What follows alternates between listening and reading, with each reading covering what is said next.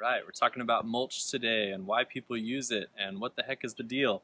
So mulch is biomimicry. We noticed that in a forest ecosystem, there's always a healthy layer of mulch on the ground. And in that case, it's just leaves and sticks. Then as we started to develop the ability to generate our own mulch, now whenever we trim trees, a lot of times they go right into a chipper, which gets fed into a big truck.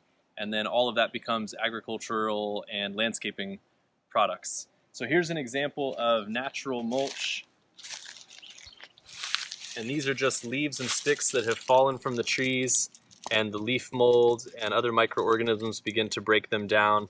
This is going to make it easier for water to infiltrate the soil, and once it's in the soil, it also helps to keep it from evaporating out on hot days like today. Another thing, it creates extra surface area, so when the rain is falling, it has to make its way through all of these little cracks and crevices in the leaves, and it reaches the soil more slowly, which helps to lower the runoff coefficient and increase infiltration. A soil without mulch, and without plants for that matter, is going to absorb less water and retain less water after infiltration and absorption than a soil covered in a nice healthy layer of mulch. And this is probably about an inch thick right here, and that's a good depth. And then over here I've got an inch to 2 inches of hardwood mulch that I'm using as a pathway. You can see that's a little bit different than the leaf mulch, and it's also well on its way to becoming soil.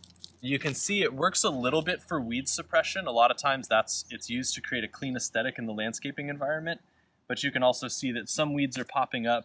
There's always going to be a weed vector, whether it's birds dropping seeds when they poop, or whether it's stuff coming up from underneath and just making its way through that inch or two of mulch. It helps with the weeds, but it doesn't stop them altogether. We've got the natural mulch, the hardwood mulch, and then we've got straw mulch, which is right over here.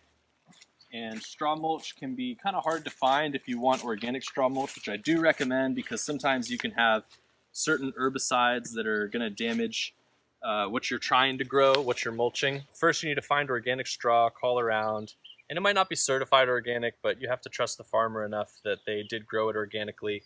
And make sure to use some sort of a straw of something like wheat or something that isn't going to basically create a weed problem for you. So if you use hay, it's probably going to have Bermuda grass and Johnson grass in it, and that could become a problem. I learned that one the hard way. You get yourself some organic wheat straw. It can come in square bales or round bales. Round bales, you can roll them out.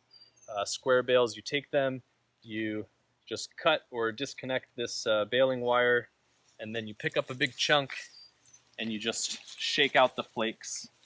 And you can put seed underneath it, and this is a good way to germinate if you're doing something like pasture renovation, or if you're doing something like a native prairie renovation where you're trying to get wildflowers and bunch grasses.